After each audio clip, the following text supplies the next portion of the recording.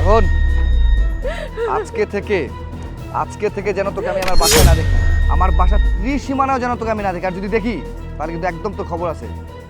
তারপরও যদি আমার বাসার সামনে যাস তোকে কিন্তু আমি বিষ খাই মেরে ফেলবো। বাজার আমারে ফালায় রেখে যাস না, আমি এখানে কই থাকবো, কি খাবো বাজার? ও এই সব নাটক বন্ধ করতো। শোন, এই রাইতে যদি মনে কর যে থাকার জায়গা আমাকে না থাকে তাহলে এক কাম করবি, স্টেশন আছে, ওভারব্রিজ আছে, ওখানে শুয়ে পড়বি। কিন্তু ভুল করেও আমার বাসার সামনে আসার চেষ্টা করবি না, তা না হলে কিন্তু কি করবো বুঝতে পারছিস। এই চলো। এই দাঁড়ান,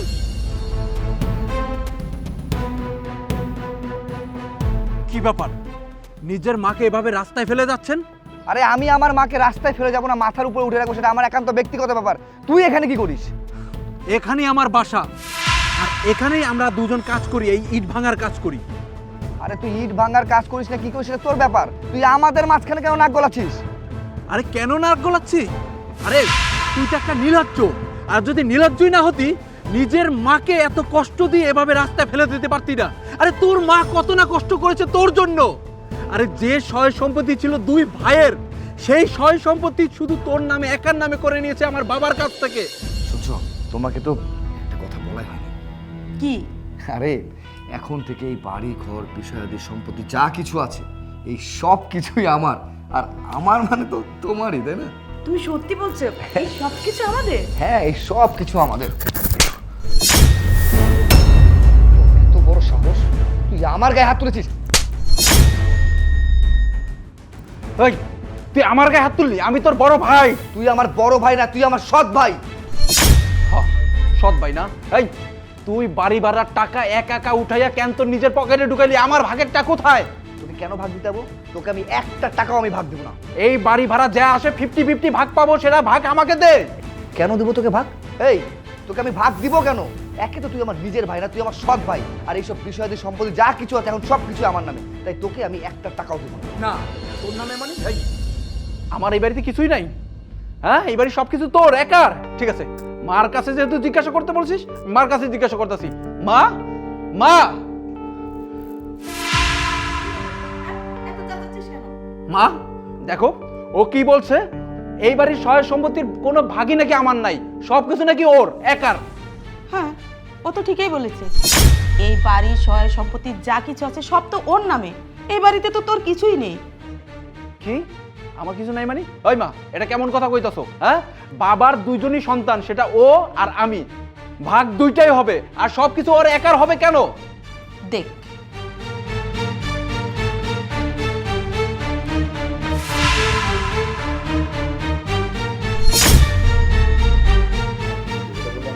মা এটা তো ঠিকই, কিন্তু দেখেছিস দলিলের মধ্যে কি লেখা আছে? এখন থেকে বিষয়াদি সম্পত্তি যা কিছু আছে সব কিছু আমার। মা এটা কি হলো? এটা কখন তুমি লিখে নিলে? কখন আবার? তোর বাবা যখন অসুস্থ হয়ে বিছানায় পড়েছিল তখন ওর কাছ থেকে সবকিছু লিখে নিয়েছি। যা, এখন বেরিয়েছে, যা যা। হ, আমি বের হয়ে যাব না? মা এই কাজটা তুমি কিভাবে করলা? আমার সাথে এইভাবে অন্যায়টা কেমনে করলা? হ্যাঁ, আজকে আমি তোমার সৎ ছেলে বলে তুমি আমাকে এভাবে ঠকালে। আজকে যদি আমি তোমার আপন সন্তান হতাম তখন তুমি কি করতে? হ্যাঁ, তুই তো আমার সৎ ছেলে, সতীনের ছেলে, আর ও হলো আমার ছেলে, আমার গর্বের ছেলে। তো সব মাই তো চাবে যে নিজের সন্তান বড় থাক, সুখে থাক। আমি বুঝতে পেরেছি, তুমি আমারে নিঃস্ব করছো আর তোমার আপন সন্তানকে সবকিছু দিয়ে দিছো। এই শোন, এত নাটক না করে চুপচাপ এখান থেকে বেরিয়েছে, যা যা। আচ্ছা ঠিক আছে মা, আজকে যে অন্যায়টা তুমি আমার সাথে করেছো, এই অন্যায়ের শাস্তি একদিন উপর আল্লাহ দিবে তোমাকে। আমি চলে যাচ্ছি আমার বউকে নিয়ে। থাকো, ভালো থাকো তোমরা। এই চুপ কর তো, যা যা, এই বাড়ি থেকে বেরিয়ে যা। চলো। আজকে আমি সৎ ছেলে, আমি কষ্ট করে করে ঘুরছি এবং মানুষের কাজ করে বেড়াচ্ছি, আর তুই খুব আরামে আয়েসে আছিস। বড় বাড়ি পেয়েছিস বাবার, সয় সম্পত্তি পেয়েছিস বাবার, আর আমাকে করেছিস নিঃস্ব। সেটা করেছে এই মহিলা। আর আমার কোনো সয় সম্পত্তির প্রতি কোনো লোভ ছিল না, লোভ একটাই জিনিসের প্রতি ছিল, সেটা ভালোবাসা। আমি তোকে ভাই হিসেবে ভালোবাসতাম, আর আমি মাকে মা হিসেবে ভালোবাসতাম, কিন্তু সেটা তোরা করিসনি, আমার মাও করেনি। আমাকে সবসময় সৎ বলেই জেনে আসছে। আরে আমি যদি চাইতাম আমি সয় সম্পত্তি আমি বাবার কাছ থেকে অনেক আগেই লিখে নিতে পারতাম, কিন্তু সেটা আমি করিনি। আর যদি আমি করতামও, করে যদি তোদেরকে আমি রাস্তায় ফেলে দিতাম তখন কি করতি? তখন তোর কেমন লাগতো মা, তোমার কেমন লাগতো? কিন্তু আমি সন্তান হিসেবে সেটা আমি করিনি। আর দেখো মা, আজকে যে সন্তানকে তুমি সবকিছু লিখে দিয়েছো, সেই সন্তানই আজকে তোমাকে রাস্তায় ফেলে দিচ্ছে। আর যে বাড়ি থেকে আমাকে বের করে দিছো, সেই বাড়ি থেকে তোমার সন্তান বের করে দিছে। দেখো খোদার কি নীলা খেলা। আসলে খোদার নীলা খেলা না বোঝা বড় দায়। আজকে আমার বউটা কষ্ট করছে, আমার বউটা গর্ভবতী, এই অবস্থায় এই যে রাস্তার ভিতরে ইট ভাঙতেছে, কতটা কষ্ট করতেছে। আমি কষ্ট করতেছি, দিনের পর দিন খাটতে আছি। কেন? শুধু তোমাদের কারণে। তারপর আমি তোমাদের কাছে যাই না, আমাকে একটা টাকা দাও, আমাকে একটা পয়সা দাও, আমার সম্পত্তির ভাগ দাও। আমি চাই তোমরা ভালো থাকো আর তুই ভালো থাকিস। আর তুই নাকি আজকে মাকে রাস্তায় ফেলে দিচ্ছিস। এই তুই কেমন সন্তান? সন্তান হয়ে কিভাবে পারো তুই মাকে রাস্তায় ফেলে দিতে? তুই কি মানুষ নাকি অমানুষ? থাম বাবা, থাম, আর বলিস না। আমি আর সহ্য করতে পারতেছি না রে বাবা। যার জন্য আমি এত কিছু করলাম, বেইমানি করে ঠগায়ে তোর বাপের কাছ থেকে সমস্ত সম্পদ নিয়ে ওর নামে লিখে দিছিলাম। ভাবছিলাম তোর কাছে থাকলে, তোরে দিলে আমি মনে হয় বাড়িতে থাকতে পারবো না, পেট ভরে খেতে পারবো না। আর আমার এই পুরা কপাল, এখন দেখছি আমি আমার নিজের সন্তানের কাছেই ঠাঁই নাই। বাবা, আমি পাপী, আমি মহা পাপী। আমারে তুই ক্ষমা কইরা দে বাবা, ক্ষমা কইরা দে। না না মা, আপনি আমাদের কাছে ক্ষমা চাইেন না। আপনার প্রতি আমার বা আপনার ছেলের কোনো রাগ নাই। কিন্তু মা, আপনি যে ভুল করছেন, তখন যদি আপনি আপনার দুই সন্তানদের সমানভাবে দেখতেন, তাহলে আজকে আপনার এই দিনটা দেখতে হইতো না। এই তুমি কি এখানে দাঁড়িয়ে দাঁড়িয়ে এসব নাটক দেখবে নাকি? চলো এখান থেকে। চলো, এদের নাটক দেখার মতো কোনো সময় নেই, চলো।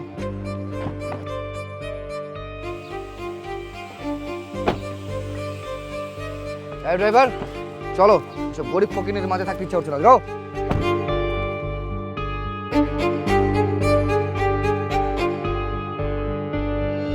তাইলে আমিও যাই, কোনো রাস্তার ধারে যাইয়া থাকার ব্যবস্থা করি। না, আপনি কোথাও যাবেন না। আপনি আপনার ছেলের কাছে এবং ছেলের বউর কাছে থাকবেন। জানেন তো, ছোটবেলা মায়ের হারাইছি, বাবা আপনারে বিয়ে করে নিয়ে এলো। ওদিন থেকেই আমি জানি যে আপনি আমার মা। আর এই দুই সন্তানের রেখে আপনি চলে যাবেন না, যাইতে দিব না। আমি আমার মায়েরে পাইছি, এই মায়েরে আমি আর হারাইতে চাই না। কি কও তুমি? হ্যাঁ মা, আপনি কোথাও যান না, আমাদের সাথে থাকেন। আসেন।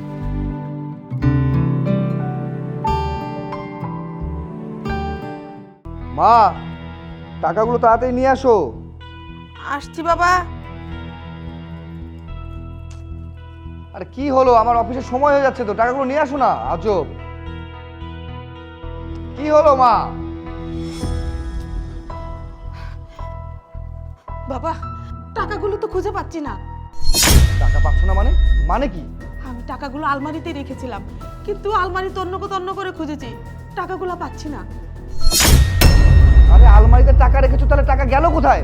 আরে কি আশ্চর্য, অফিস থেকে আমাকে 5 লক্ষ টাকা দিয়েছিল পরের দিনের প্রজেক্টে গিয়ে টাকাটা দেওয়ার জন্য। এখন যদি আমি অফিসে গিয়ে টাকাটা না দিতে পারি, তাহলে তো আমার চাকরি থাকবে না। তোমাকে আমি আগেই বলেছিলাম টাকাটা তুমি আমার হাতে দাও। তুমি তো আমাকে বিশ্বাস করলে না, বিশ্বাস করলে তোমার মাকে। টাকাগুলো যে দিলে, এখন তো তোমার মা টাকাগুলো একদম হাওয়া করে দিয়েছে। হাওয়া হয়ে গেছে মানে কি? তুমি এখনো বুঝতে পারতেছো না? তোমার এই মা টাকাগুলো চুরি করেছে। কি বললে? আমার মা টাকা চুরি করছে? বেয়াদব! তোমার এত সাহস হয় কি করে আমার মাকে চোর বলার? এই, আমার মা টাকা চুরি করছে কি করেনি সেটা আমার ব্যক্তিগত ব্যাপার, তুমি বলার কে? আমার টাকা হয়েছে, আমি বুঝবো। মা, আমার মনে হয় কি যে, শোনো, তুমি হয়তো মনের ভুলে কোথাও টাকাটা ফেলে দিয়েছো, যার কারণে মনে পড়ছে না। তুমি না এক কাজ করো, একটু ভালো করে খুঁজে দেখো, টাকাটা পাবে, যাও। না বাবা না, আমি অন্য কোথাও রাখিনি, আমি আলমারিতেই টাকাগুলো রেখেছিলাম। আমার তো কোনো কিছুই মাথায় ঢুকছে না। তুমি বলছো তুমি টাকা নাওনি, ও বলছে ও জানে না, তার মানে দোলা, এই সত্যি করে বলতো, টাকাটা কি তুই নিয়েছিস? ভাইয়া, এসব তুমি কি কথা বলছো? আমি আমি তোমার আদরের বোন, আমার কোনো কিছু লাগলে আমি তোমার কাছে চাই, কিন্তু আমি কখনো চুরি করি না। না না দেখ, হয়তো তোর কোনো কাজে লাগবে যার কারণে তুই আমাকে বলতে পারছিস না, আর যেই কারণে তুই টাকাটা নিয়েছিস। যদি টাকাটা নিয়ে থাকিস প্লিজ আমাকে সত্যিটা বলে দে। ভাইয়া আমি তোমার কোনো টাকা পয়সা নেইনি। মা তুমি বলো না ভাইয়াকে, আমি কেন ভাইয়ের টাকা না বলে নিতে যাব? আমার যখন যেটা প্রয়োজন ছিল তো তুমি দাও আমাকে। তুমি কি বলতে চাও আমি টাকাটা চুরি করেছি? বেয়াদব, একে তো আমি টেনশনে পাচ্ছি না, তার উপর তুই আমার মুখে মুখে তর্ক করছিস। মা দেখো, আমি কোনো কিছু বুঝতে চাই না, তুমি যেখান থেকে পারো যেভাবে পারো আমার টাকা ম্যানেজ করে দিবে, আমি কোনো কথাই শুনতে চাই না তোমাদের। বাবা, আমি এখন কোত্থেকে টাকা বের করব? আমার কাছে তো 100 টাকার নোটও নাই যে আমি তোরে দিব। তুই একটা কাজ কর, এই টাকার জন্য যেহেতু তোর চাকরি চলে যাবে, তুই আমার কিডনি দুটা বিক্রি করে 5 লক্ষ টাকা বের কর। মা তো ঠিকই বলেছে, তোমার এতগুলো টাকা যখন মা চুরি করেছে, এখন কিডনি বেচে তার টাকা দিবে। তোর এত বড় সাহস, তুই আমার মায়ের কিডনি বিক্রি করতে বলিস? এই আমার মা আমার টাকা নিয়েছে, কি করবো না করবো সেটা আমি বুঝবো, তুই বলার কে? হ্যাঁ, আমি আমার টেনশনে পাচ্ছি না, আর তুই আছিস আমার মায়ের কিডনি বিক্রি করা নিয়ে। শোন, তুই তো ভালোই ভালো বলছিস, আর একটা ফালতু কথা যদি তুই বলিস তাহলে তোর আমি কি করবো তুই বুঝতে পারছিস। আমার কোনো কিছু মাথায় কাজ করছে না, এতগুলো টাকা অফিসে যদি দিতে না পারি আমার চাকরিটা চলে যাবে। আচ্ছা মা, আমাকে একটা কথা বলো তো, তোমরা ছাড়া এই বাসায় আর কে এসেছে? আরে বাড়িতে কে আসবে? বাড়িতে তো কেউই আসেনি, আমরা ছাড়া বাড়িতে আর কে থাকবে? না না বাবা, আসছিল, বৌমার ভাই আসছিল। কি, ওর ভাই এসেছিল? আচ্ছা ঠিক আছে, তোমরা এখানে দাঁড়াও, আমি এখন আসছি।